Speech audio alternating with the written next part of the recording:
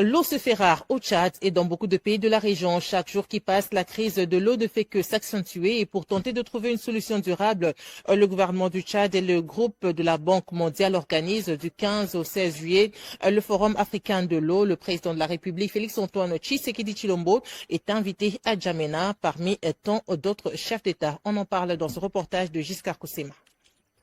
Une rivière desséchée, une rive qui s'éloigne du lit des rivières, c'est l'image la plus poignante qu'on voit aujourd'hui en Djamena au Tchad, conséquence du changement climatique planétaire.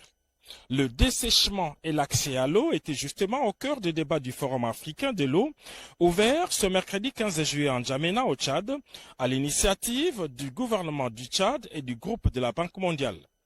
Placé sous les thèmes de la vision à l'action, cette rencontre politique de haut niveau vise à accélérer les investissements dans les infrastructures hydrauliques, à garantir un accès équitable, durable et sécurisé à l'eau, à inscrire la question de l'eau parmi les priorités politiques africaines, ainsi qu'à renforcer les partenariats régionaux et internationaux. Dans un bassin du lac Tchad assoiffé, tous les regards se tournent désormais vers la République démocratique du Congo. C'est dans ces cadres que le président de la République, Félix-Antoine Tshisekedi Tshilombo, a fait le déplacement de N'Djamena ce mercredi matin à l'invitation de son homologue tchadien, le maréchal Mahamat Idriss Déby Itno. Accueilli par le Premier ministre du Tchad, le chef de l'État a rejoint les autres dirigeants pour réfléchir sur la question de l'eau. Dans leurs différentes prises de parole, les dirigeants africains et autres partenaires ont donné de leur voix pour passer de la vision à l'action, thème choisi pour ces forums. Pays à multiples solutions, la République démocratique du Congo dispose des réponses appropriées pour mettre fin à la crise de l'eau. La République démocratique du Congo occupe dans cette ambition africaine une position singulière.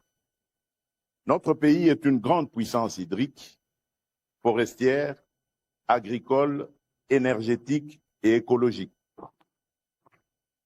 Le fleuve Congo, ses nombreux affluents, nos lacs, nos zones humides, nos forêts, nos terres arables et notre exceptionnel potentiel hydroélectrique constituent un patrimoine stratégique pour notre nation, pour l'Afrique et pour l'équilibre climatique mondial. Le bassin du Congo est l'un des grands régulateurs écologiques de la planète.